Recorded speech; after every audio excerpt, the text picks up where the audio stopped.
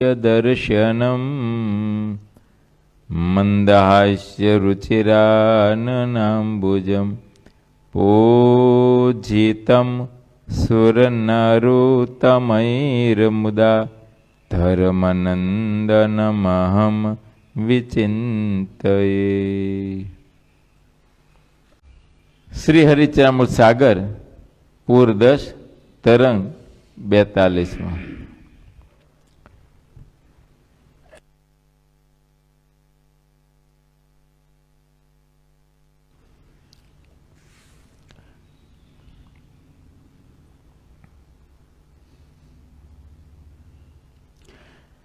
ગઢપુરના દરબાર જીવા ખાચર ને ભોંકા ખાચર તથા દાહા ખાચર આ બે પુત્રો હતા।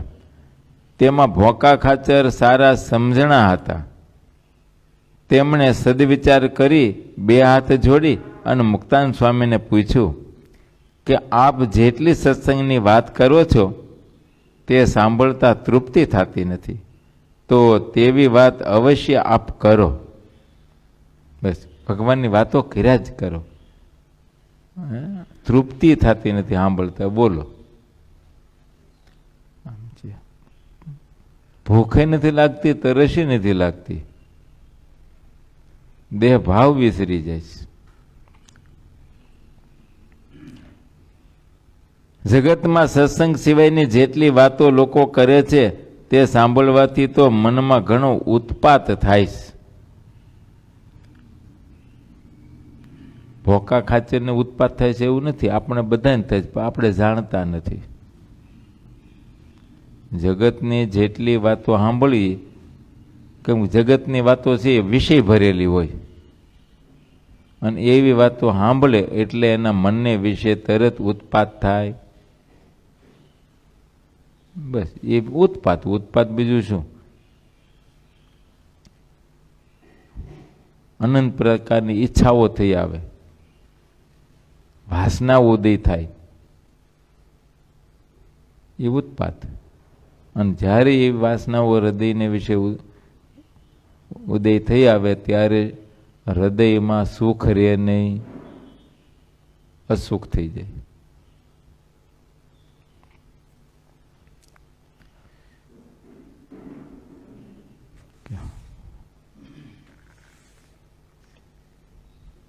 જો આ છોકરો છે, હવે એનો ફ્રેન્ડ હોય એની સાથે ભણનાર, પછી એમ કે પાસપોર્ટની તૈયારી કરું છું અને મારે ન્યૂઝીલેન્ડ ભણવા જવું છે। આ સાંભળે એટલે એને ઉત્પાત થાય અંદર, મારે જવું છે, થયું ને શરૂઆત। પછી એની પાસેથી ગાઈડન્સ લે કે ભાઈ તું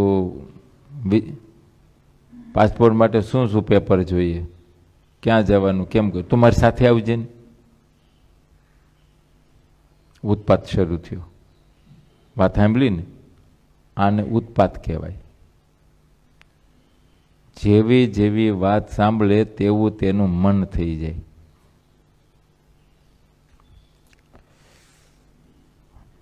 ભગવાનની ગમે એટલી વાતો સાંભળે, ભગવાનને આકારે થતું નથી। માયાનો આકાર તરત પકડી લે, એનો ડંસ બેસી જાય।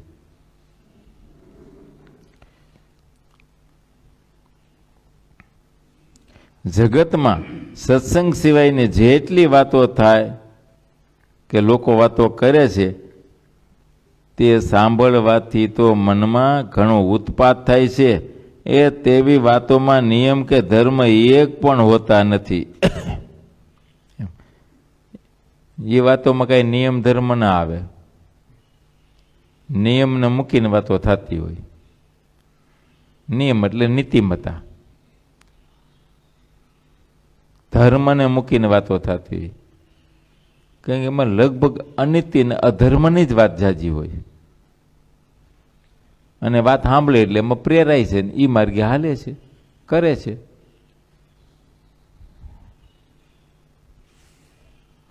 અત્યારે ધર્મગુરુ અને રાજા તે તો નામ માત્રના જ રહ્યા છે। એ બંનેએ પોતાનો ધર્મ તજી દીધો છે। ભવસાગર રૂપી મોટા કૂવામાં તેઓ પોતે ડૂબી રહ્યા છે અને બીજાઓને ડૂબાડે છે. આજે તો એ વર્તમાનમાં એવું દેખાય છે, આજે તો વર્તનમાં એવું દેખાય છે કે મૂર્તિમાન 4 વેદ, 4 વર્ણ અને 4 આશ્રમ બધાનો વિનાશ થઈ ગયો છે. આવું દેખાય છે. ભોંકા ખાચરને દેખાણું આપણને દેખાય છે. કેમ કે ભોંકા ખાચર ને હમજના જ્ઞાની હતા એટલે એને દેખાણું, ને આપણે અજ્ઞાનનું જ અગાર છીએ. માની લીધું છે અમે સમજુ ડાયા છીએ, ગણે સમજ્યા, હા ભણેલા છીએ, ગૂગલ દ્વારા આખું જગત જાણીએ છીએ.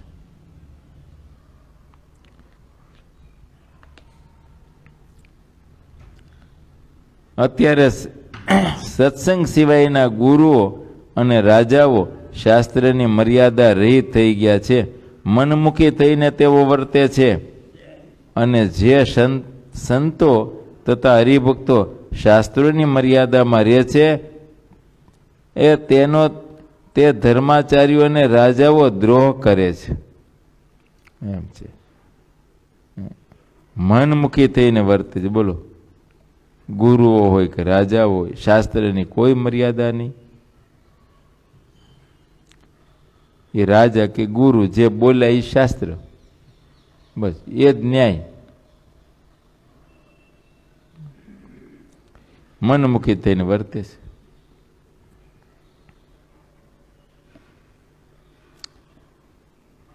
સંતો તથા હરિભક્તો શાસ્ત્રોની મર્યાદામાં રહે છે. જેને પ્રગટ ભગવાન મળ્યા છે, પ્રગટ ભગવાનના સંતો મળ્યા છે, એવા જે હરિભક્તો સાધુઓ એ શાસ્ત્રની મર્યાદામાં રહે છે. જ્યારે આ સંતો હરિભક્તો શાસ્ત્રની મર્યાદામાં રહે છે ત્યારે પેલા ધર્માચાર્યો અને રાજાઓ આ સંતો હરિભક્તોનો દ્રોહ કરે છે. કયો એનું ઉપાધ્યો કરે છે, એને હરકત કરે છે, હેરાન કરે બીજા દ્વારા, માર મરાવે. છતાં શ્રીહરિ તે ધર્માચાર્યોને અને રાજાનું કોઈનું કઈ બુરું કેમ કરતા નથી? આ પ્રશ્ન કર્યો ભોંકા ખાચરે કે આટલું એટલું આ બધું થાય છે તો મારે જ કેમ એનું કઈ બુરું કરતા નથી? આવો આપણે પણ મનમાં વિચાર ઘણી વખત આવતો હોય. ક્યાંક કોકને અવળાઈ જોઈને કે હા બધાને ઠેકાણે પાડી દેવા છે, એક એકને ફાંસીએ ચડાવી ગોળીએ દેવાય, એમ થાય ને. આમ છે તો એથી શું થયું? કોઈને ફાંસીએ ચડાવીને કયો હા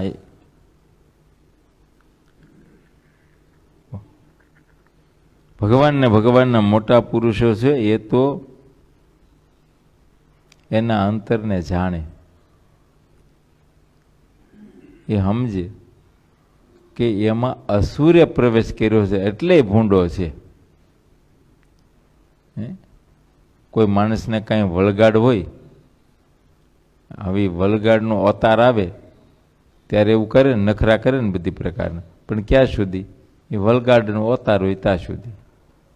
એમ આને ઓતાર આવી ગયો આસુરી વૃત્તિનો. બસ હવે એનો ઉપાય તો એને મારી ન નખાય, એમાં પડેલી આસુરી વૃત્તિ જે છે બસ એને મારવાની છે. એની આસુરી વૃત્તિ ટળે ને એવો ઉપાય કરાય. થોડી ધીરજ રાખવી પડે, એ તરત કામ ન થાય, થોડો સમય લાગે, પણ ધીરે ધીરે તૈયારી રાખવી પડે. એમ આપણે કંઈક બેકગ્રાઉન્ડ બાંધતા જઈએ હળવું હળવું હળવું તો થઈ શકે. વળે એ નહીં જ શિરોમણી ભક્ત થાય.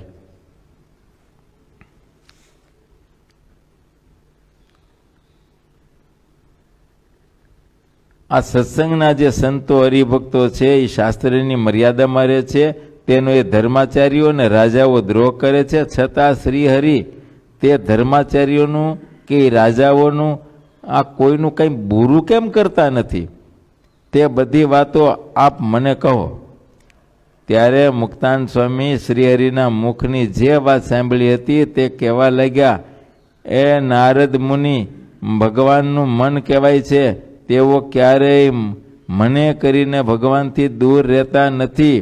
જે સમયે ભગવાનની જેવી મરજી હોય તે વાતને તેઓ તેવા રૂપમાં તરત જ જાણી લેતા હતા. મુક્તાનંદ સ્વામી પણ નારદજીની માફક જાણી અને સુમતી ભોકા ખાચરને વાત કહે છે કે શ્રીહરિ બધા જીવ પ્રાણી માત્રનું સુખ ચાહે છે. બસ એ તો બધાનું સુખ ઈચ્છે છે, જીવ પ્રાણી માત્રને. કયો તેઓ કોઈનું ક્યારેય બુરું ચાહતા નથી અને ત્યારે જ બધા લોકો તેમનું ભજન કરે છે. ભગવાન ક્યારેય કોઈનું બુરું ઈચ્છતા નથી અને ભગવાનના પરમ એકાંતિક સંતો હરિભક્તો પણ ક્યારેય કોઈ જીવનું અહિત ઈચ્છતા નથી. કોઈ અવળાઈ કરીને એનું ભલે અહિત કરે તોય પણ આ તો એનું હિત જ ઈચ્છે, પણ અહિત ઈચ્છે જ નહીં. એ તો પછી અધૂરા ઘડા હોય એ છલકાય, બાકી પૂર્ણ હોય એ ઘડો છલકાય નહીં.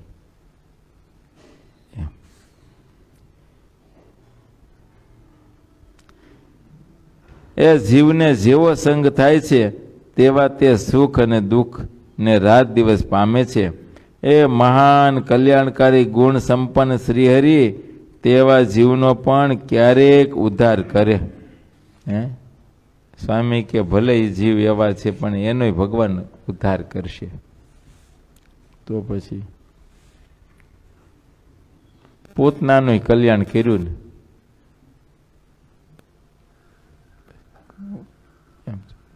એનો ઉદ્ધાર કરે. વેર ભાવે તો વેર ભાવે, પણ ભગવાનનો સંબંધ થયો ને બસ ભગવાન તો એમ સમજે કે ગમે તે પ્રકારે મારો સંબંધ થયો બસ એનું કલ્યાણ.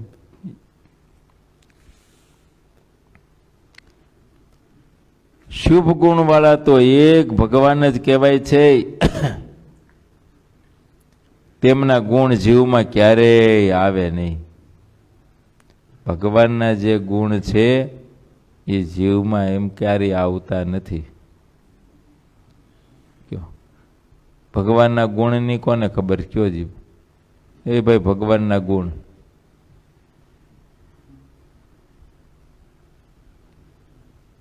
બોલો બોલો. તમે 100 આંગળી ઊંચી કરી.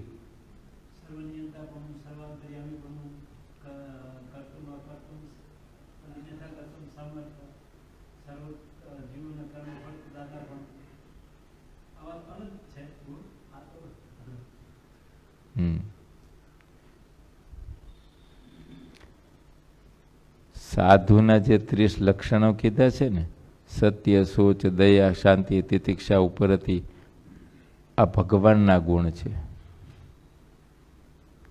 એ ભગવાનના ગુણ ક્યારેય પણ જીવમાં ના આવે.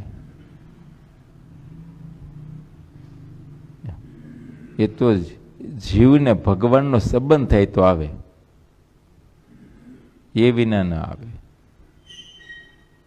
ભગવાનના સંબંધે કરીને સૌ પ્રથમ પહેલો ગુણ તો એનો એ છે દયાળુતા. ભગવાન જેવો કોઈ દયાળુ નહીં. અનાથના નાથ છે, ગરીબના બેલી છે, ગરીબ નિવાજ કહેવાય, શરણાગત વત્સલ.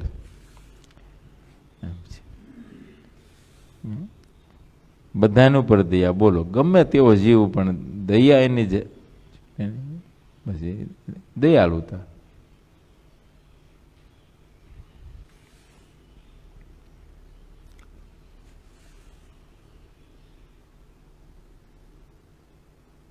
શુભ ગુણ વાળા તો એક ભગવાન જ કહેવાય છે.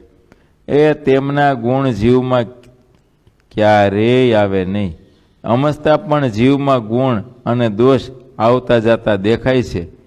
જીવમાં રજોગુણ અને તમોગુણ અપરંપાર ભેરાશ. આમ છે, આમાં સત્વગુણનું તો નામ જ ન આવ્યું. એ ક્યારેક ચટકી આવી જાય. આ ઘડી કથામાં બેઠા હોય ને એટલી વાર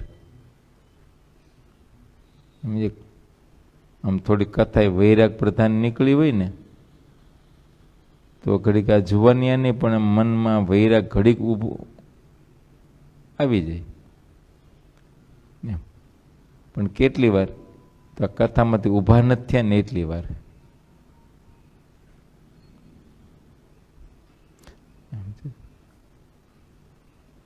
તમને 65 વર્ષ એમ તો થઈ જાય ઘડી કઈ વાતો સાંભળીને, પણ હવે ક્યાં સુધી અમારે મૂકી દેવું છે. સાધુ ભેળું રી ભજન કર્યું, છેલ્લી જિંદગી ભગવાન પાસે સાથે રહીને સંતો સાથે રહીને ભજન કરી લેવું છે, એમ ઘડીક સંકલ્પ થઈ જાય. પણ આ પોથી હકેલાય ને તો તમારો સંકલ્પ હકેલાઈ જાય.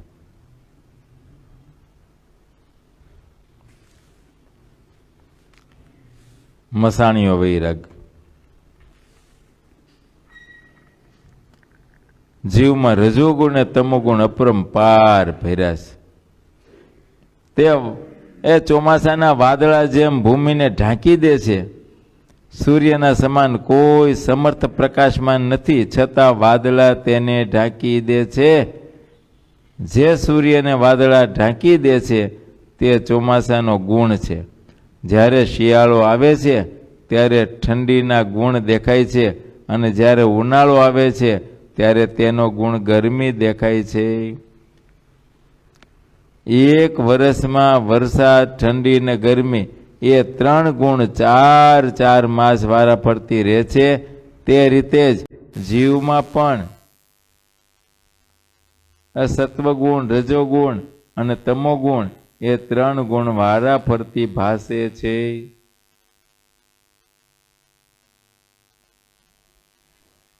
સમજો, આપણા જીવનમાં આખો દિવસ 24 કલાકમાં 3 ગુણ વારા ફરતી પ્રવૃત્તા કરે છે. એમાં બહુધા રજોગુણ જ પ્રધાન રહે છે, પછી તમોગુણ. સત્વગુણને તો ક્યારેક ચટકી આવી જાય, કંઈ ઘડીક સત્શાસ્ત્રનું અધ્યયન કરતા હોય કે સાધુ સમાગમ કરતા હોય કે દેવ મંદિર રાતે કંઈક એવું હોય તો ઘડીક સત્વગુણ વર્તે. એ શુદ્ધ સત્વ તો બહુ ઓછો હોય. હા,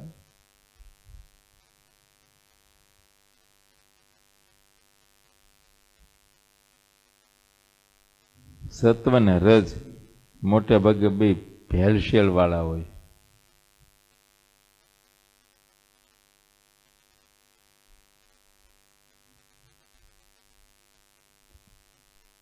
ત્યારે દ્વાપર યુગની પ્રવૃત્તિ સમજવી.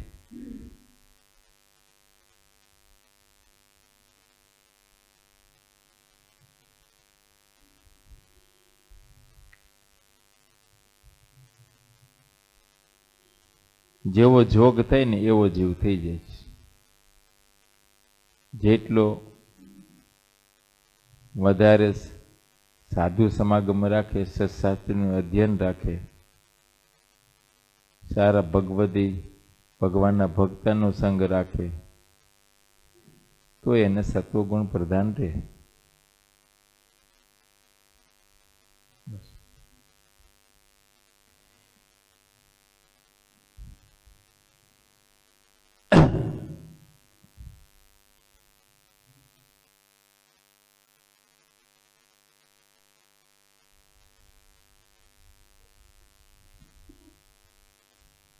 સંગ જેવો થાય ને એવો.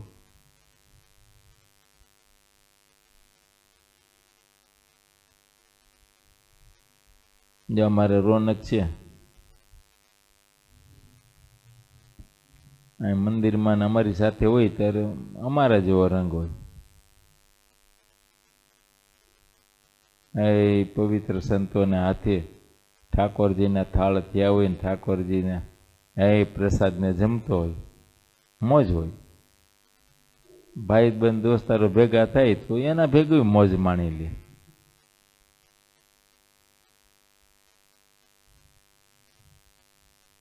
અહીં ના જમવા આવ્યું તો અમને એમ થાય ઘેરે જીમ હોય છે, ઘરે એમ થાય કે મંદિરમાં આવી છે. એ ભાઈ બંધ દોસ્તારને હોટેલમાં હોય. આમ છે ભાઈ પરેશ. હા એમ નો સાધુને ખબર પડે, નો ઘરે ખબર પડે. આવી બાબત પર્વતભાઈની છે, પણ કંઈક બાબત અલગ છે. હે પર્વતભાઈની વાત એવી છે. ગઢપુરમાં એક વખત ઉત્સવ હોય છે, તો ઉત્સવમાં પર્વતભાઈ ફેમિલી સાથે ગયેલા, સમજ્યા? તે ઉતારો હતો જુદો.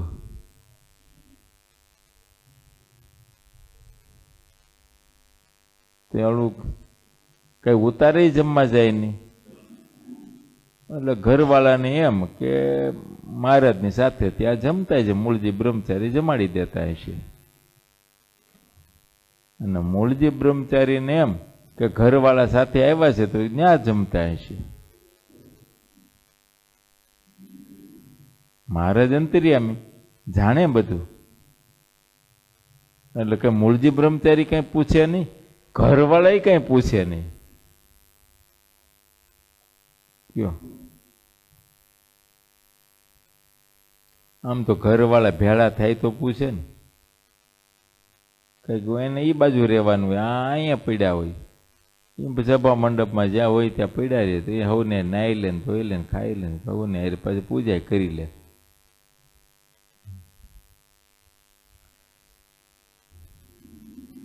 હવે આને તો અમને વગર હજી મેં હાલ્યું જ 8 દી સુધી. મહારાજને એમ થયું કે પર્વતભાઈની જે સ્થિતિ છે ને એ મારા બધાને સમજાવવી છે કે હરિભગત કેવા છે. ભરી સભામાં મહારાજે કીધું, પર્વતભાઈ તો ઊભા થયા. હા મહારાજ, ક્યાં જમો છો? મહારાજ તમારા દર્શન કરું છું ને આ તમારા ચરણારવિંદ ચરણરજના સંતોને ચરણમાં આલોટું છે, હાલ્યું જાય છે. હે ખાધા વિના હાલ્યું જાય છે કે બસ આમાં હાલ્યું જાય છે. બોલો, દેહનો ભાવ જ નહીં.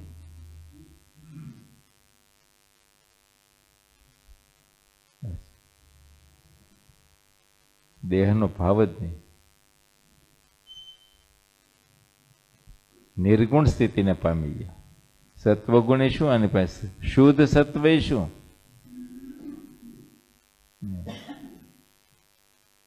નિર્ગુણ ભાવને પામી ગયા. આમ છે. આપણે પણ એ સ્થિતિ કર્યા વિના છૂટકો નથી. 1 જન્મે 2 જન્મે 5 જન્મે કરશું ને ત્યારે જ છૂટકો થશે. બાકી તો આ દેહનો અવધિ પૂરો થાય છે એટલે અહીંથી છૂટકો થઈ જવાનો છે. સમજ્યા? અહીંથી છૂટકો થશે, પણ જન્મ મરણથી છૂટ્યા એવું ન સમજવું. એ તો ત્યારે જ થશે કે જ્યારથી દેહથી પર દિશામાં થઈશું ત્યારે એ જ કરવાનું. ને આપણે કેટલો બધો રજોગુણ. આ ફેશન માત્ર તમારી રજોગુણ છે. હળાહળ એ કપડાની પેટર્ન ને તમારા વાળની પેટર્ન ને તમારી દાઢીની પેટર્ન ને કંઈક તમારી બધી છે. આ હળાહળ રજોગુણ છે.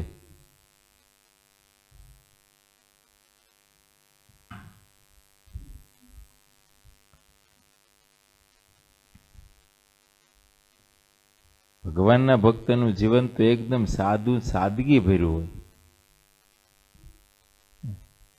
પછી સમય અનુસારે કંઈ કરવું ઘટે એ વાત જુદી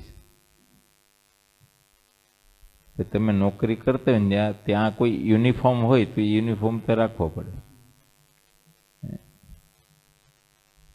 તમે ત્યાં ઊંચી પોસ્ટમાં છો તો એ પોસ્ટ પ્રમાણે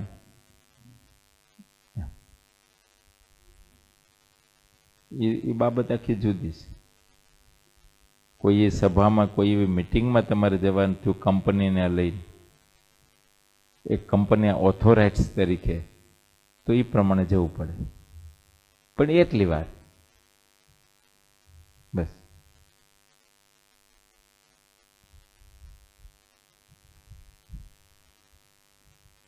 સત્સંગમાં ઘણા કેવા હરિભક્તો છે,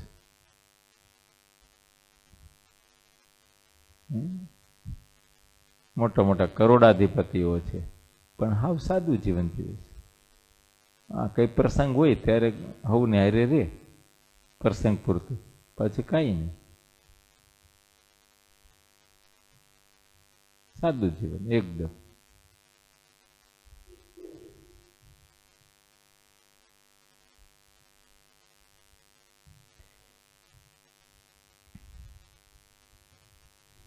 જ્ઞાનઘન એવા એક આકારના જીવ અનંત છે.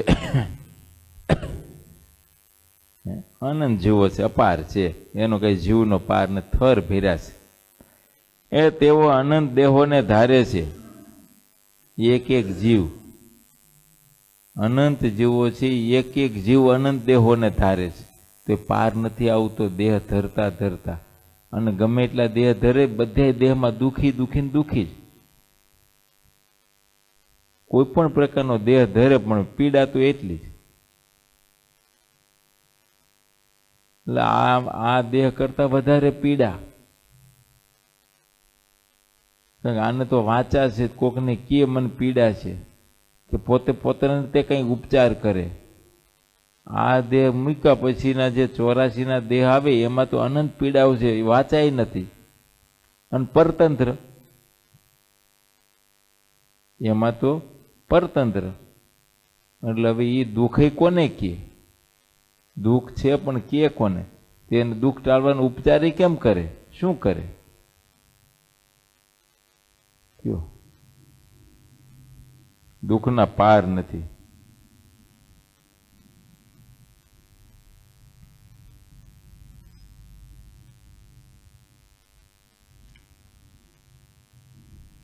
માટે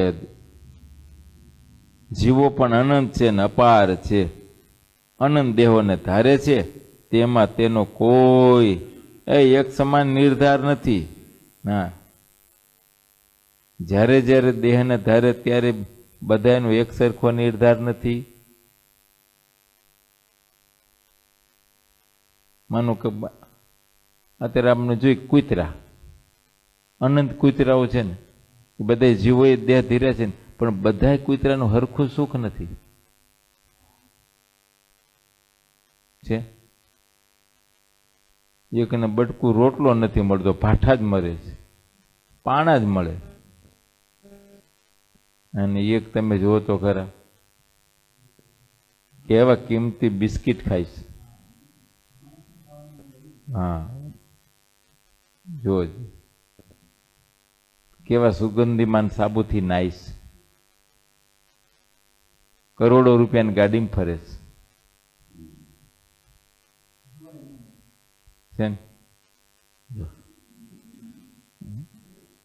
કેવા બાગ બગીચામાં ફરે છે.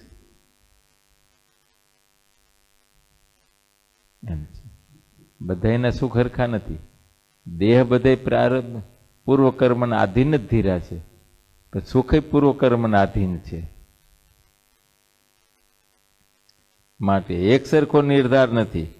જીવે જેવું કર્મ કર્યું હોય તે પ્રમાણે પરમેશ્વર તેનું ફળ આપે છે, કારણ કે તેઓ બધું જ એ જાણતા હોય છે, એટલે તેને અનુરૂપ દેહ આપે છે. ભગવાન અંતર્યામી છે, બધું જાણે છે, કર્મ ફળ પ્રદાતા ભગવાન છે. માટે જીવે જેવા જેવા કર્મ કર્યા હોય ને એને અનુસારે ફળ ભગવાન આપે છે. ભગવાન કોઈને દુખી કરતા નથી.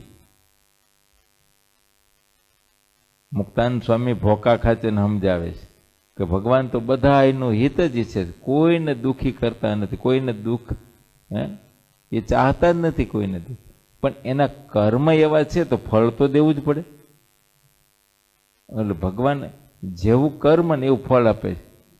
ખીજાઈને વધારે ભૂંડું ફળ દીધું એમય નહીં, વાલા દેવલા નથી કરતા.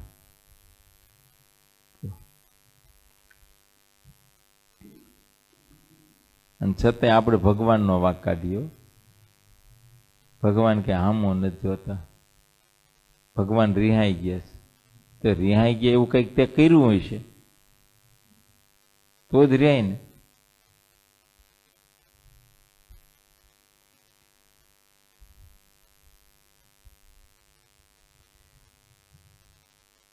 જેટલા બ્રહ્માંડો છે અને જેટલા શરીરો છે અને વળી જેટલી કાંઈ ઉપાધિ કહેવાય છે તે સર્વે જીવમાં બીજના રૂપમાં સૂક્ષ્મપણે અનાદિકાળથી રૂપે રહી છે. કારણ વાસના, અવ્યક્ત રાગ. સ્વામી કે આ જેટલા બ્રહ્માંડો છે જેટલા શરીરો છે, કેમ કે આ બ્રહ્માંડ એક શરીર જ છે ને, વિરાટ બ્રહ્માનું શરીર જ છે ને. અને એને એવી વાસના રહી એટલે આ શરીર મળ્યું ને.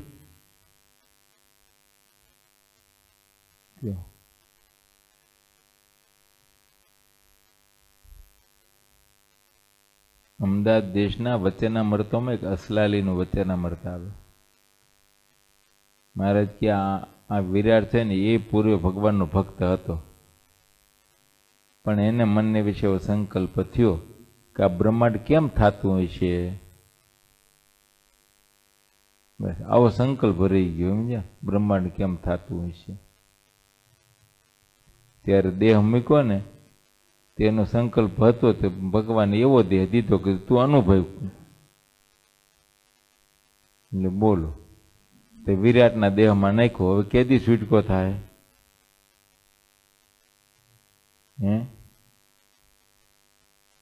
આ પ્રાકૃત પ્રલયમાંનો છૂટકો થાય ત્યાં સુધી એને આમાં પીડ્યું રહેવાનું.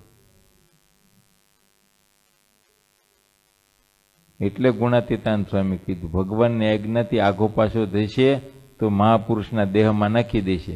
કોઈ હુકમ નહીં ફેરવી શકે અને લાંબુ આયુષ્ય, મરાય પણ નહીં. જો આઘો પાછો બીજું શું કંઈક આવા સંકલ્પ રહી ગયા, નાખી દે એમાં. એટલે કર તું હવે આ વિરાટનો દેહ, 14 લોકનું માળખું,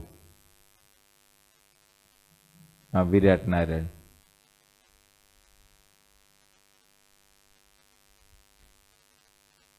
હવે તો પ્રાકૃત પ્રલયમાં એનો વિનાશ થાય ત્યારે મેલ પડે. ત્યાં સુધીમાં નિમિત્ત પ્રલય તો કેટલાય થઈ જાય.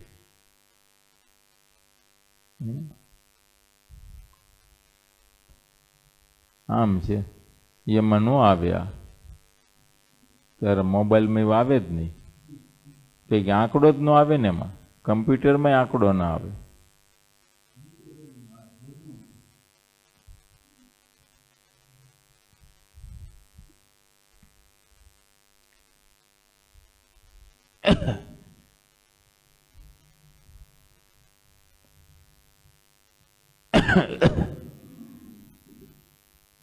જેટલા બ્રહ્માંડો છે અને જેટલા શરીરો છે અને વળી જેટલી કઈ ઉપાધિ કહેવાય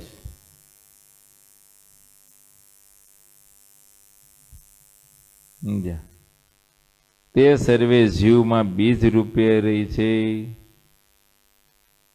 અહીં ઉપાધિ શબ્દનો અર્થ ટેન્શન નથી હો, વાસના છે. ઉપાધિનો શબ્દ વાસના, અને એમાંથી જ તમારું ટેન્શન ઊભું થાય છે ને. એ ન હોય તો થાય છે ને. ગુણાતીતાન સ્વામી કે જેને કાંઈ જોઈએ જ નહીં એને દુઃખ શેનું? દુઃખ માત્રનું કારણ કંઈક આપણી રિક્વાયરમેન્ટ, આપણે કંઈક જોઈએ છે. કંઈ જોઈએ જ નહીં તો એને દુઃખ જ નથી. અને દેહના નિભાવરૂપ અવશ્ય જે જોઈએ એ તો પ્રારબ્ધમાં છે, એ તો મળનારું મળશે જ.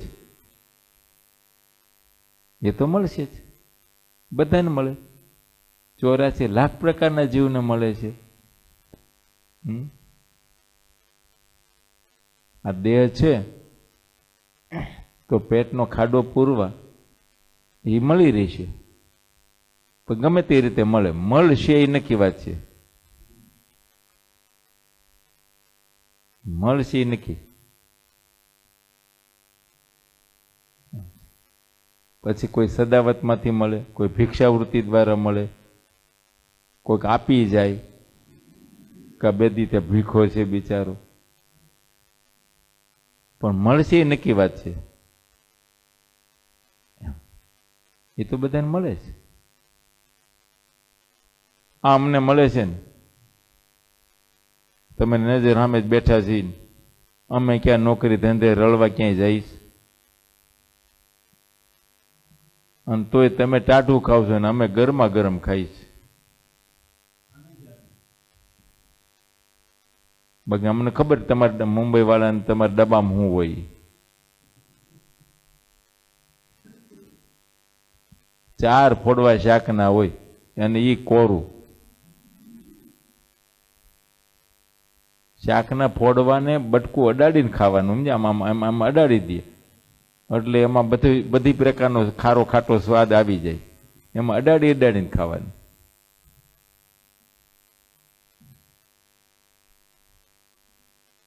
અમારા મથુરભાઈ નું ફર્નિચરનું કામ હાલતું હતું. તે એક ચંદ્રપ્રકાશ કરીને મિસ્ત્રી હતો, બે ભાઈ આવતા.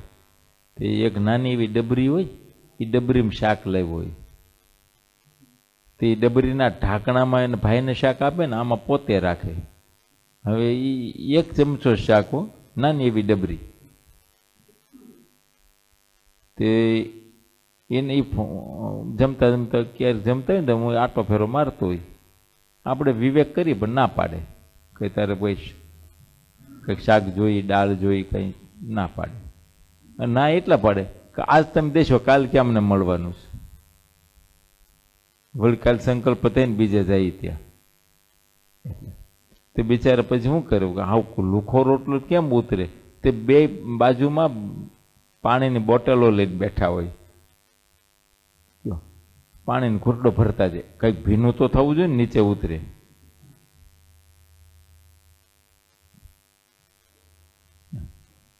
તો પછી એને છાશ તો આપી. મેં કીધું છાશ તો લ્યો, જો આ પ્રારબ્ધ છે ને, તો કેવું સુખ માને છે.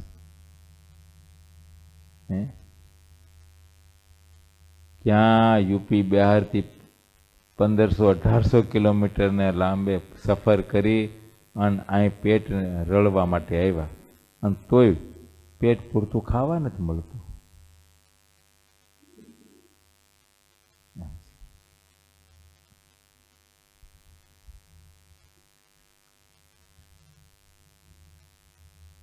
બહુ ઝીણી વાત છે, સમજવા જેવી છે કે જેટલા બ્રહ્માંડો છે અને જેટલા શરીરો છે, આ જેટલા અનંત કોટી બ્રહ્માંડો છે, અને બ્રહ્માંડોમાં અનંત કોટી જીવો છે.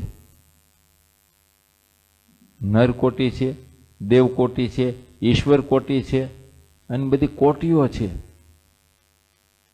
પાર નથી. આ દેખાતા નથી. બાકી આ આપણો ખાલી ભાગ દેખાય છે ને હોલમાં, ખરેખર ખાલી નથી, જીવથી જ ભર્યો છે. બોલો, અપાર જીવો છે. અને એ બધા જીવો અપાર શરીરોને ધારણ કરે છે, કેમ કે શરીર વિના જીવ રહી શકતા નથી. અપાર શરીરોને ધારણ કરે છે. અને જેટલા જીવો છે એ જીવને માહી અવ્યક્ત કંઈક રાગ રહ્યા છે, વાસનાઓ પડી છે પૂર્વજન્મની. કે પૂર્વજન્મમાં જે હતો પૂર્વ દેહમાં, એ વખતે જે એણે કર્મ કર્યા, એ કર્મ એક રસપણાને પામીને જીવમાં પ્રવેશ કરી ગયા છે. જેમ લોઢું અગ્નિમાં નાખીને અગ્નિ કેમ લોઢામાં પ્રવેશ કરી જાય, એમ જીવમાં વાસના પ્રવેશ કરી ગઈ. એવા અહીં દેહ પડે, જીવ જ્યાં જાય ને ત્યાં ભેળી જાય. બસ, એ મળતી નથી. દેહ બળે, વાસના બળતી નથી. સમજ્યા? દેહ બળી જાય, અગ્નિમાં નાખો, દેહ બળી જાય, વાસના બળતી નથી. એ તો આ દેહ મૂકીને જ્યાં દેહમાં ગયો ને ત્યાં વાસના એવી ને એવી ઉદ્ભવે.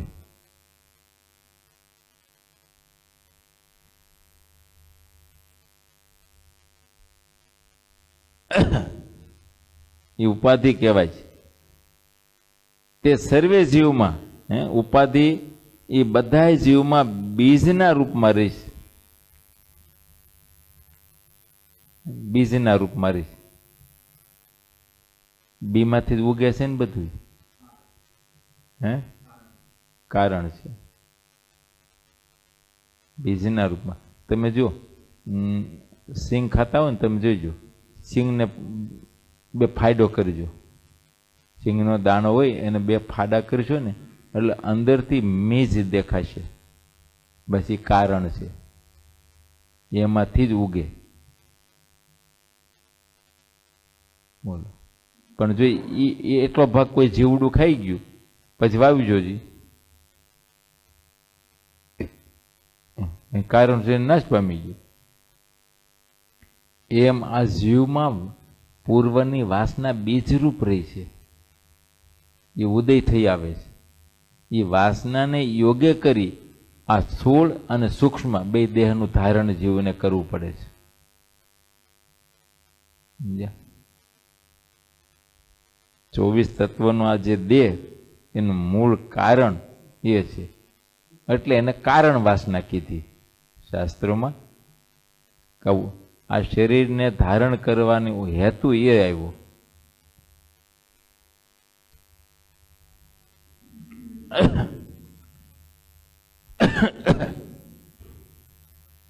મહારાજ કે સ્વામી કે છે એ સૂક્ષ્મ રૂપે રહીશ, દેખાતી નથી પણ છે.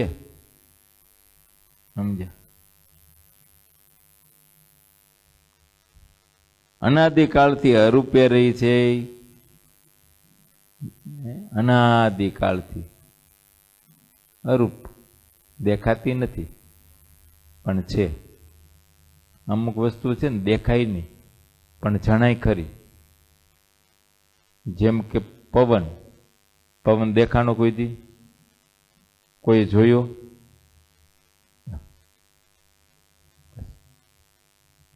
પણ એ જણાય ખરો કે ઝાડવું હલે એટલે ખબર પડે. સમજ્યા? છાપરા ઉડાડે તોય ખબર પડે કે હવે આવો બધો ફૂંકાઈ રહ્યો છે. આપણા શરીર સાથે અથડાય તો આપણને ખબર પડે, પણ દેખાતો નથી. એમ આ સૂર્યના કિરણ દેખાતા નથી, એટલે એને આડું કઈ આવું આવરણ આવે ને ત્યાં અટકે છે ને એટલે દેખાય છે. આમ જોવું દિવાલ અમે તડકો દેખાય છે પણ ત્યાં અટકો એટલે સૂર્યના કિરણ, સૂર્યથી માંડી સીધ અહીં સુધી આવડું લાંબુ કિરણ થયું, વચ્ચેમાં ક્યાંય કિરણ દેખાય છે? કોઈ ભાયલું દેખાતું નથી. આમે આવરણ કઈ આડું આવે એટલે ત્યાં અટકી જાય, અટકી જાય એટલે આપણને ખબર પડે તડકો છે. બાકી આમ તડકો દેખાતો નથી. એમ આ જીવમાં પડેલી વાસના છે ને એમ દેખાતી નથી, પણ એના દેહના આચરણ ઉપર ખબર પડે કે આને આવી વાસના છે, આને સ્ત્રીની વાસના છે, આને ધનની વાસના છે, આને માનની વાસના છે, આને સ્વાદની વાસના. કોઈ પણ પ્રકારની વાસના એની ક્રિયા ઉપર ખબર પડે, એના આચરણ ઉપર ખબર પડે.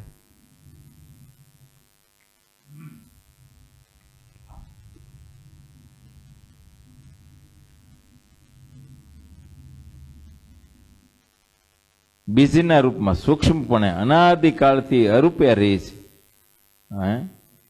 હા, અરૂપે રહી, નિરાકાર રૂપે રહી, અરૂપ. અને પણ એમાંથી પાછું રૂપ ધારણ કરે છે અરૂપે. તમે જુઓ ઉનાળામાં તમે પૃથ્વીમાં નજર નાખો તો કાળી ડિબાંગ દેખાય ને, બીજું કઈ દેખાય? કશું નહીં. જેઠ મહિનો બેસે અને 2 પછેડીવા છાંટા થાય અને 2-4 દી થાય તો લીલી છમ જેવી થઈ જાય આખી પૃથ્વી. બીજ તો પીડાતા, બી એમાં પીડાતા. જ્યાં સુધી એને પાણીનો યોગ ન થયો ત્યાં સુધી ન ઉગ્યું. પાણીનો યોગ થયો ને તરત ઉગી નીકળે. એમ કારણરૂપ વાસના જીવમાં પડી જ છે. કારણરૂપ વાસના જીવમાં પડી છે. જ્યારે એને વિષયનો યોગ થાય એટલે ઉદ્ભવે છે તરત. માટે બહારથી જે જીવને જેનો યોગ જ્યારે થાય, બહારથી એટલે આ દેહે કરીને જીવને જેવો યોગ થાય ને એ વાસના ઉદય થઈ આવે. બસ સ્ત્રીનો યોગ થાય તો એવી રીતે, ધનનો યોગ થાય તો એવી રીતે, જેવો જેવો યોગ થાય. આપણા 5 જ્ઞાનેન્દ્રિયોને જેવા જેવા વિષયનો યોગ થાય તેવી તેવી વાસના અંદરથી ઉદ્ભવે છે. બસ હવે જેને ભગવાન ભજવા જ હોય એના ઇન્દ્રિયોને નિયમમાં રાખવી પડે, એને વિષયનો જોગ ના થવા દે તો જ એ તરે. બાકી આ કોલેજન છોકરાઓ કેમ લાગે છે પાર પડે?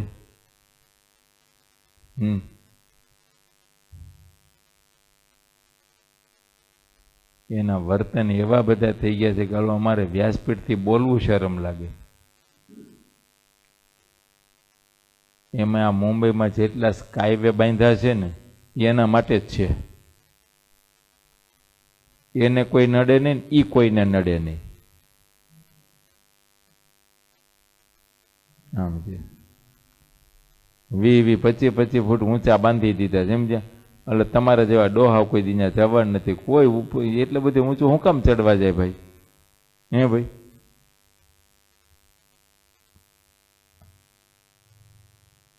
પછી આ હૂતો ને હૂતી ત્યાં હોય.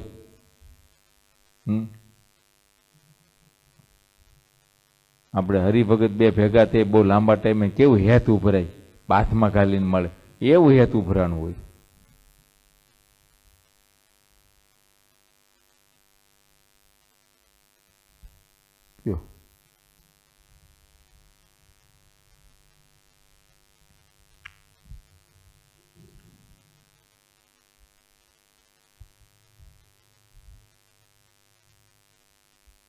હવે એનું સ્ટેટસ થઈ ગયું.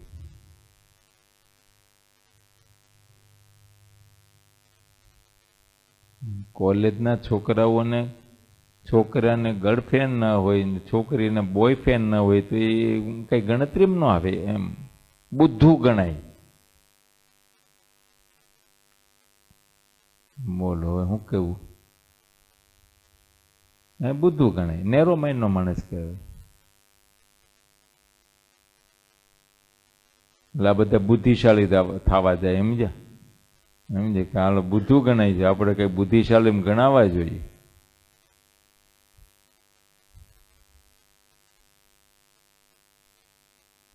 એટલે ભગવાનના સત્પુરુષના શાસ્ત્રની દ્રષ્ટિએ જ બુદ્ધુ છો તમે, બુદ્ધિશાળી નહીં, બુદ્ધુ છો.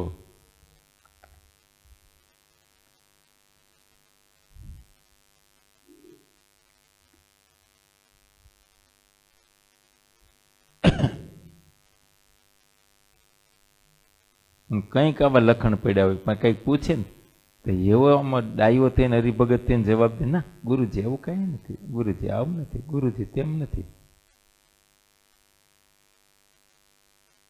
બોલ, મેં તો અનુભવ્યા છે ને અમુક અમુક છોકરા ગમે એટલું પૂછે બેહારીને તો કઈ નહીં. પછી લગ્ન કરીને લાવ્યા ખરા, લાવ્યા ખરા. પછી એ કીધું એટલે તું ના પડતું તો નહોતું, ક્યાંથી આવ્યું?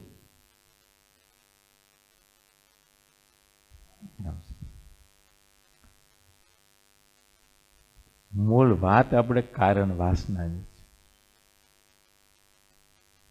પડી જ છે. યોગ થાય એટલે ઉદય થઈ આવે. બસ વાત એ છે. સંતોનો યોગ થાય, કથા વાર્તાઓ સાંભળે, એના દ્વારા કંઈક થોડો વૈરાગ ઉદય થાય. વૈરાગ ઉદય થાય તો પછી અમારા ભેગો આવે, સાધુ થાય. તો શું સાધુ થયો એટલે નિર્વાસનિક થઈ ગયો? માર્ગી હાયલો છે, સાધક છે, પણ હવે એને યોગ નથી એટલે ધીરે ધીરે ટળશે. બાકી આજ દીક્ષા લીધી હું નિર્વાસન થઈ ગયા, બધી વાસનાઓ એને કે નિર્લોભ થઈ ગયા, નિષ્કામ થઈ ગયા, એવું નથી. પણ આ માર્ગ એવો છે, સ્વામિનારાયણ ભગવાને વર્તમાનને નિયમ એવા બાંધી દીધા છે કે એને કોઈ પણ પ્રકારે વિષયનો યોગ થાય નહીં. અને જે એનો યોગ જ ન થાય તો પછી એનું મન છે ને એ હૈયામાં ને હૈયામાં રહે. પછી એને એમ થાય કે આ દેહ કરીને આ વાત બનવાની નથી. આમ માટે નિવૃત્તિ થઈ જાય છે અને તમારે યોગ જ રહે છે ઠેઠ સુધી, ઠૂંઠામ જાવ ને ત્યાં સુધી. છેલ્લી બાકી શ્રીજી મહારાજ ન્યા સુધી વાત કરી કે ઉંમર થઈ ગઈ હોય, ઇન્દ્રિયો શિથિલ થઈ ગઈ હોય તો પણ ઉઠા બેઠાની વાસના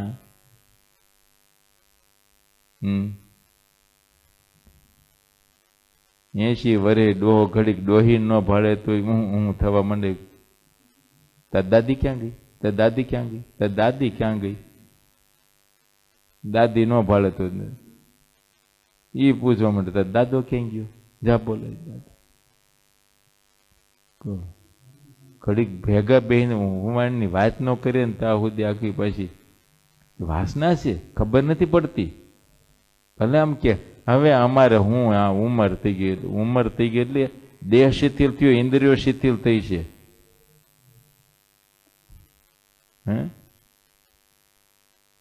મનમાંથી ક્યાં ગયું છે? કેમ કે એ તો જ્ઞાન થાય તો જાય. તો ક્યાં એવું સાધુ સમાગમ કર્યો છે તો મનમાંથી ટળી ગયું? કારણ છે.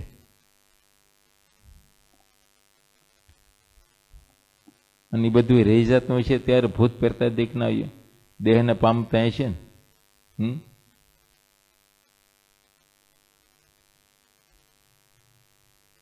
કંઈક એવા આત્મા ભટકતા હોય, તમને સંસારીને ખ્યાલ આવે. ઘણી વખત તો એકબીજાના પિંડમાં આવે છે ને બોલે છે ને હું ફલાણો છું ને મારે આ ઈચ્છા છે ને મારે આ જોઈ છે ને કરવું પડે છે ને પાછળ તર્પણ ને પિંડદાન ને આન તેન.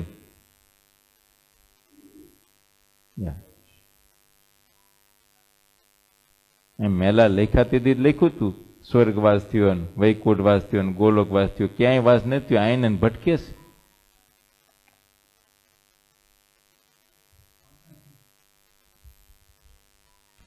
બસ સૂક્ષ્મ રૂપે વાસના અંદર પડી છે.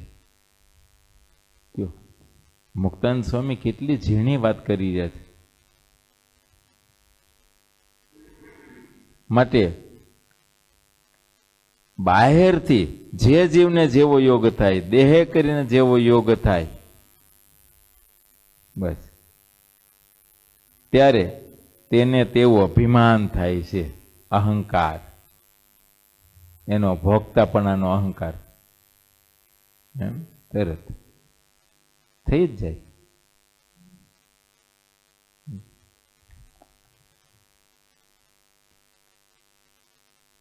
અર્થાત જીવ જેવું અભિમાન કે અહમ ધારણ કરે છે તેટલો તે ઉપાધિનો જોગ મટી જાય છે.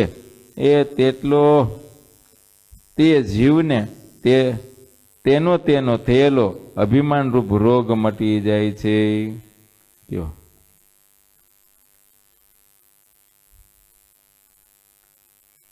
જીવ જેવું અભિમાન, જેવું અહમ ધારણ કરે છે, કયો જેટલો તે ઉપાધિનો જોગ મટી જાય. હવે એને ઉપાધિનો જોગ મટે તો, પણ એને આત્માપણાનો અહંકાર હોય તો,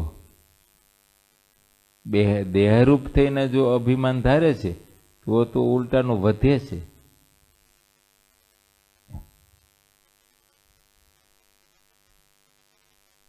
બાકી જેને જેટલો ઉપાધિનો જોગ મટી જાય, કે વાસનાનો યોગ મટી જાય, કે વાસના ઉદય થાય એવા વિષયનો યોગ મટી જાય. તેટલો તે જીવને તેને તેનો થયેલો અભિમાનરૂપ રોગ મટી જાય છે.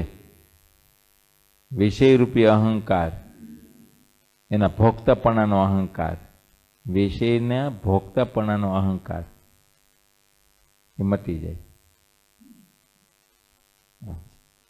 આપણા ઇન્દ્રિયોને કોઈ પણ વિષય દ્રષ્ટિગોચર થયો, જેમ કે નેત્ર છે, નેત્રને કોઈ રૂપ દેખાણું, સમજે, રૂપ દેખાણું કોઈ પણ પ્રકારનું, એટલે બુદ્ધિ એનો નિશ્ચય કરે. સૌ પ્રથમ ત્યાંથી શરૂઆત થઈ. મનમાં સંકલ્પ થયો એટલે બુદ્ધિ એનો નિશ્ચય કરે. હું હારવું નરસું, આવું તેવું, જેવું તે એ નિશ્ચય કરે. આવું છે તેવું છે,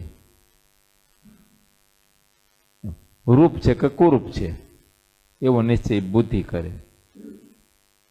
કયો પછી એને અણગમતું હોય તોય એને સમજે બુદ્ધિ નિશ્ચય કરીને મૂકી દે એટલે ચિત્ત એને પકડી રાખે, એનું ચિંતન કર્યા કરે. અને ચિત્ત એનું બહુ ચિંતન કરે ને એટલે અહંકાર એને ભોગતાપણાનો અહમતિ ધરાવે અને પછી એની ક્રિયા થાય. કોઈ પણ પ્રકારના વિષયો પછી નેત્રના હોય, શ્રોત્રના હોય, ત્વચાના હોય, જીહવાના હોય, ઘ્રાણ એટલે નાકના હોય, પણ ક્રિયા આમ જ થાય છે. આપણે ભલે જાણતા નથી, એ વિના થતું જ નથી. જ્યાં સુધી વિષય દ્રષ્ટિગોચર ન થાય ત્યાં સુધી કાંઈ થતું જ નથી. આપણે કાને શબ્દ પડે પછી જ સંકલ્પ, કોઈક જાતનો કાને શબ્દ સાંભળ્યો જ નથી તો સંકલ્પ નહીં થાય. સંકલ્પ થાય છે કાં જોયું છે, કાં તો સાંભળ્યું છે, કાં સ્પર્શામાં આવ્યું છે, કાં સ્વાદમાં કંઈ આવ્યું છે, કાં ઊંઘામાં આવ્યું છે, કાંઈક થયું છે એને યોગ. એ વિનાનો સંકલ્પ આમ તો ઉઠે જ નહીં. કયો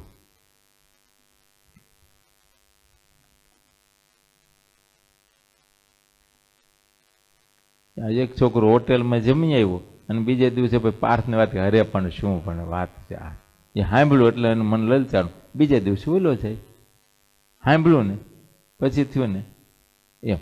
હિલ સ્ટેશનોમાં રખડી આવ્યા, કઈ મ્યુઝિયમ જોઈ આવ્યા,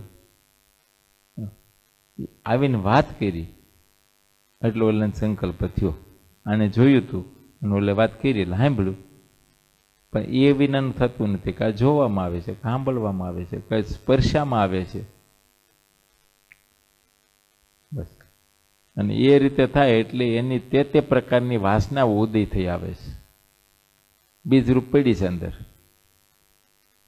પણ જો એનો યોગ જ ન થાય તો ધીરે ધીરે મટી જાય. તે દેહરૂપી ઉપાધિનું જેટલું જીવને અભિમાન હોય છે તેટલો જીવમાં સંસારના અહમનો રોગ દેખાય છે. સમજે, દેહરૂપી ઉપાધિનું જેટલું હોય ને અહમપણું, દેહરૂપ થઈને કરે છે ને. આ દેહ કરીને જે ક્રિયા કરે છે ને એના ક્રિયા તો બધે કરતા હોય છે, પણ અમુકને એનું કર્મ લાગે છે ને અમુક નથી લાગતું. કયો અર્જુનને લાગ્યું 18 અક્ષરની સેનાનો સંહાર કરી દીધો તો એને કોઈ કર્મ ન લાગ્યું. અને આપણાથી એક કીડી જેવો ઝીણો જીવમાં જો દુભાઈ જાય તો એનું કર્મ લાગે. કેમ? એને મારવા નહોતા, એને મારવા નહોતા, સાક્ષાત ભગવાનની આજ્ઞા કરીને કર્યું માટે એને કર્મ લાગ્યું નહીં. કેમ કે દેહભાવ સોતા નથી કર્યું. આને ઠેકાણે પાડી દઉં તો મને રાજગાદી મળે એવી કોઈ ભાવના જ નહોતી. એને તો હથિયાર મૂકી દીધા. એ હું જંગલમાં રહીશ પણ હસ્તિનાપુરની ગાદી મારે જોતી નથી. ના પાડી દીધી હતી. આટલા બધા જીવને મારી નથી કરવું, એની ઈચ્છા જ નહોતી, માટે એને કર્મ ન લાગ્યું. એટલે જે કર્મ થાય છે ને એ દેહભાવ સોતા થાય છે ને એટલે, અને આપણા કર્મ દેહભાવ સોતા જ થાય છે. ભલો તમે દાન પુણ્યના કર્મ કરો, પરોપકારના કાર્ય કરો, પણ દેહભાવ સોતા થાય છે. એમાંથી કાંઈક તમારે પાછું બદલો જોઈએ છે, કાંઈક ફળની ઈચ્છાઓથી છેવટે કાંઈ નહીં તો માનની, વખાણની છે ને કંઈક વાત એમ છે. એ તો કોઈ માયા પરના હોય, ભગવાનના ધામના મુક્ત આ પૃથ્વી પર આવ્યા તો એ કર્મ કરે છે બધાને હારે, પણ એ નિષ્કર્મ્ય છે, એને કર્મ લાગતું નથી. કેમ કે દેહથી પર રહીને કર્મ કરે છે. 3 પેઢી લખી હોય, બોલો. એક પાંખડા ઉપર વિનોદભાઈનું નામ લખ્યું હોય, એક પાંખડા ઉપર ઓલા કમલેશનું નામ લખ્યું હોય, ને એક પાંખડા ઉપર તો અક્ષર નિવાસી કરી નારાયણ બાપાનું નામ લખ્યું હોય. પંખો સ્વિચ આમ પાડે એટલે 3 પેઢી એવી ઘૂમરે ચડે.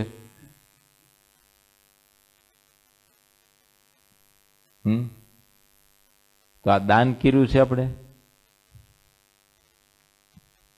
દાન તો કહેવાય, પણ કીર્તિ દાન કહેવાય, આ નિષ્કર્મે કહેવાય. આમ છે, દાન પુણ્ય જ કર્યું ને, પણ દાન કેમ કહેવાય? વાત આમ છે, એ નિર્ગુણ ન થયું. ક્યાંક આપણે ઊંડી ઊંડી એવી ઈચ્છા છે, લોકો મને જાણે, હું જગ જાણી જ થાવ, લોકો મને ઓળખે, આપણી કીર્તિ વધે, આબરૂ વધે, તો એ પણ એક વાસના જ છે. બાકી તો તમારામાં સહજ ગુણ હશે તો તમારી કીર્તિ વધવાની છે. લોકો તમે છુપાવા જશો તોય પણ ઉઘાડું થશે. આ નરસિંહ મહેતાની કીર્તિ ગવાય છે ને, અત્યારે હજી ગવાય છે ને.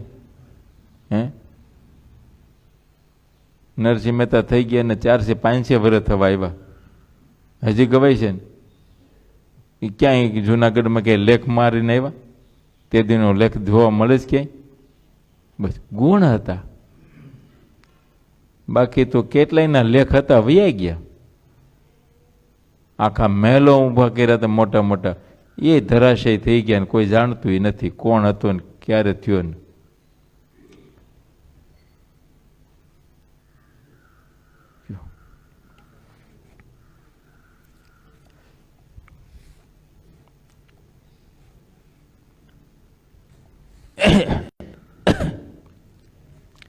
દેહરૂપી ઉપાધિનું જેટલું જીવને અભિમાન હોય છે, હું પણ જેટલું આવે છે ને, આ દેહનું અભિમાન હું પણ, એ જન્મ મરણનું કારણ, સંસારનું કારણ છે. જીવમાં સંસારના અહમનો રોગ છે. જ્યારે જ્ઞાનાકાર વિદ્યાનું અધ્યયન કરવામાં આવે, જ્ઞાનાકાર વિદ્યાનું અધ્યયન કરવામાં આવે, હું આત્મા છું, પણ આપણે એવું જીવમાં નક્કી થઈ ગયું, બેટા સમજણા થયા ને ત્યારથી શીખડાવી દીધું. કોઈ પૂછે તો શું કહેવાનું, નામ શું કહેવાનું? હરિ. બોલે હરિકૃષ્ણ આખું નહોતું આવડતું બોલતા, હરિ કીધું. તો એ ત્યારે તોતડું બોલતો હલી, પણ શીખડાવી દીધું, જીવમાં કરી ગયું. બોલો પપ્પાનું નામ પૂછે તો શું કહેવાનું? મનીષ. જીવ. કોઈ પૂછે નાતે કહેવાય દરજી. અટક તમારે શું? ચૌહાણ. હવે જીવમાં કર્યું. હવે એને કેમ ગમે એમ કરો નહીં કે ભાઈ તું આત્મા છો, તું દરજી નથી. એ તો દરજીને ઘેરે જન્મો એટલે તને દરજી કીધો, તું તો અહીં દેહ મૂકીને પછી બીજા જન્મીશ, અને અહીં જન્મ પહેલા ક્યાંક તો હતો જ, ત્યાંય અભિમાન હતું, ન્યાય મૂકીને અહીં આવ્યું, અહીં આ ખોળિયું મૂકીને વધી જાય છે. તો તું તો ફર્યા કરે છે બધી. ઘડીકમાં લોહાર થઈ જાય, ઘડીકમાં દરજી થઈ જાય, ઘડીકમાં કણબી થઈ જાય, ઘડીકમાં હોની થઈ જાય, ઘડીકમાં બ્રાહ્મણ થઈ જાય, ઘડીકમાં શૂદ્ર થઈ જાય, ઘડીકમાં વૈશ્ય થઈ જાય, ઘડીકમાં ક્ષત્રિય થઈ જાય, એમ પાછો 84માં જાય. તો આમાં નિર્ધાર શું કરવું? અને જ્યાં જ્યાં ગયા ત્યાં હગા છે જ, અને આગલા હગા હજી છે જ. આ દેહમાં આવ્યા એ પહેલાના હગા તો હજી છે જ. આ તો આખું બ્રહ્માંડ હગાથી ભર્યું છે. આમાં કોણ આપણા ને કોણ આપણા નહીં, કોને હારે સંબંધ રાખવો ને કોને હારે ન રાખવો, કોનું કલ્યાણ ઈચ્છવું ને કોનું ન ઈચ્છવું, કોનું હિત ઈચ્છવું ને કોનું, કોના સુખ ઈચ્છવા. હે એ ભદ્રેશ, આ દેહના હગાને સુખી કરવા તો આની પહેલાના પહેલા ન કરવું, ક્રમ પ્રમાણે એનો નંબર લાગે ને. આ તો પછી પહેલો નંબર ઓલાને લાગે ને, તો પહેલા એને સુખી કરવા જોઈએ ને. આનો તો પછી નંબર આવે, આ છેલ્લો નંબર આવે.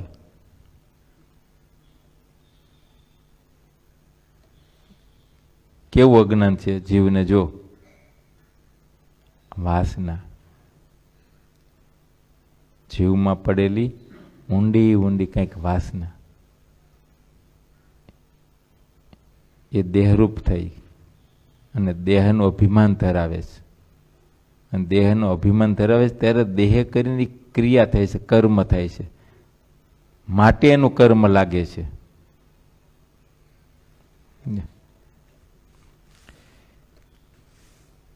હવે ક્યારે મટે? મુક્તાનંદ સ્વામી કે જીવમાં સંસારના અહમનો રોગ દેખાય છે એ જ્યારે જ્ઞાનાકાર વિદ્યાનું અધ્યયન કરવામાં આવે. કહેતા કે હું આત્મા છું, હું જ્ઞાનરૂપ છું, આ દેહ તે હું નહીં. પ્રથમ પ્રકરણનું 25મું વચનામૃત લાડકીબાઈનું. મારે લાડકીબાઈને સમાધિ કરાવીને પછી અતિશય તેજ દેખાવા માંડ્યું, બળું છું એવી રીતે રાયડો પાડવા માંડી. પછી મહારાજ એને કીધું કે લાડકીબાઈ નામ ને ભાટનો દેહ એ હું નહીં, એમ નક્કી કર્યું. કયો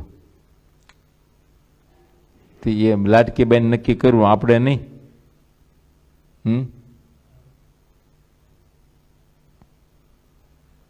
આપણે નક્કી નહીં કરવું પડે ને, તો આપણે પાછા આવવાના જ. ને આપણે તો કેવું નાત જાતનું ગામનું ગરાસનું બધું કામ આમ જીવમાં ઘરી ગયું છે. એટલું બધું ઊંડું વહી ગયું કે નહીં. અને એ કાંઈક પણ પૂછે ને તો એ પ્રમાણે જ ઉત્તર કરે. સમજ્યા? હા બોલો, આમ છે. ગરાસી આવે ને કઈ પૂછો તમે, તમારે તો ખોખારો ખાઈને જ વાત કરે ને. અને ઓલું નીચું વરણ હોય તો એ શું કે ભણું બાપ અમે તો, એ રીતનું એ એક અહંકાર છે. એને એ પ્રકારનો અહંકાર, પણ એને એ પ્રકારનો અહંકાર, હું આમ છું, હું તેમ. અરે ભાઈ, હલકો કે ભાઈરે આત્મા થોડો એવો છે.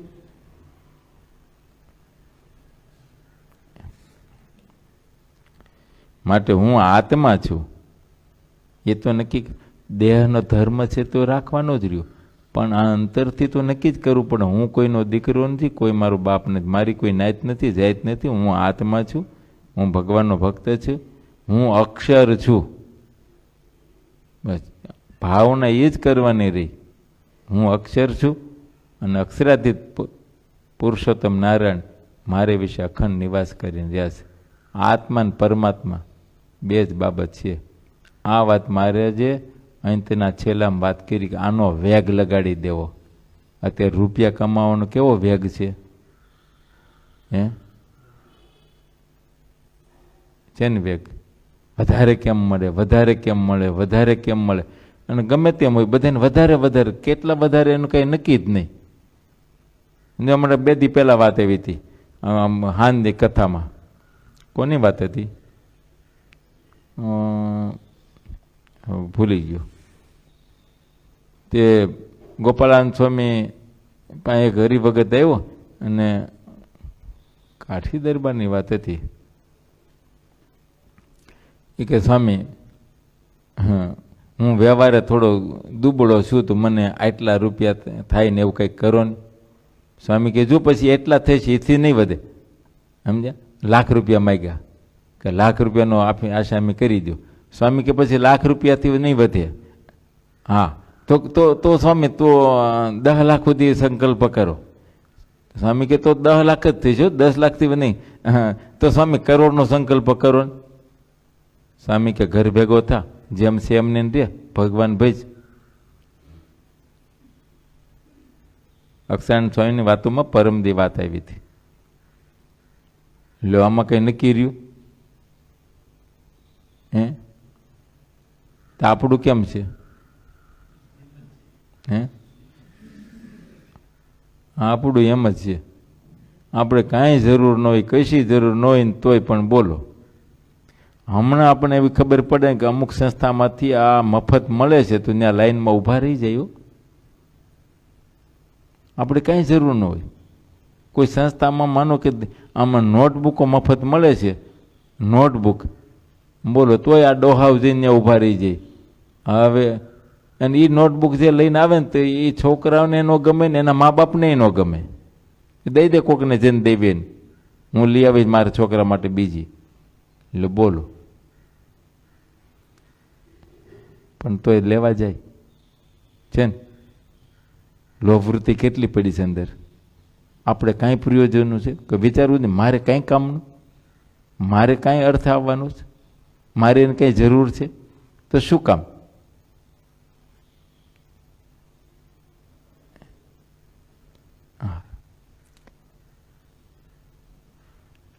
એમ છે. સરકારી કોઈ પણ આપણે લાભ મૂકીએ છીએ. સિનિયર સિટીઝનને થોડોક બેનિફિટ આપ્યો ટિકિટમાં, કાર્ડ કઢાવી લીધા બધાએ. બોલો તો એટલા બધા ગરીબ છે, ખોબે ને ધોબે વાપરી છે વ્યવહારમાં, બીજે ત્રીજે. એમાં હળવું રહેવા દઈશ વેવાય વેલામાં. અને તમારે 10 રૂપિયા સસ્તું કરવા ગયા, ફરક શું પડ્યો તમને? એક 25 રૂપિયા હારુંથી તમે ગરીબમાં ગણાણા ને. ભગવાનને એમ થાય ને આને ગરીબ જ થવું છે, થવા દો ને, કરે જ ને.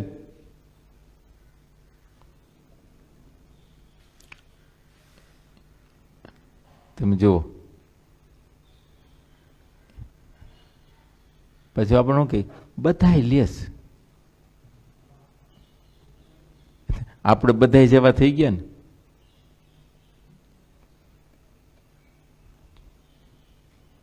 આ તો દ્રષ્ટાંત આપું છું. આવી રીતે જ્યાં જ્યાં મૂળ વાત એ છે કે આપણા અંદરમાં પડેલી વાસનાને ઓળખવા માટેની વાત છે. આવી રીતે ઝીણું જોઈને તો ખબર પડે કે આપણા અંતરમાં ક્યાં ક્યાં કેવી રીતની વાસના પડી છે. લોભની, કામની, સ્વાદની, માનની, અનંત પ્રકારની જે વાસનાઓ છે ને એને આ ઓળખવા માટેની વાત છે. અને એને ઓળખવી પડશે. ઓળખશું તો ટળશે, તો એમાંથી પાછું વળાશે. નહીં તો આખું જગત હાલ્યું જાય છે, એમ આપણે હાલ્યા જઈશું. એ તો ગંગાનો પ્રવાહ છે, હાલ્યો જ જઈશ, હાલ્યો જ જઈશ. પણ અંતે શું? દરિયામાં વયો જાય ને.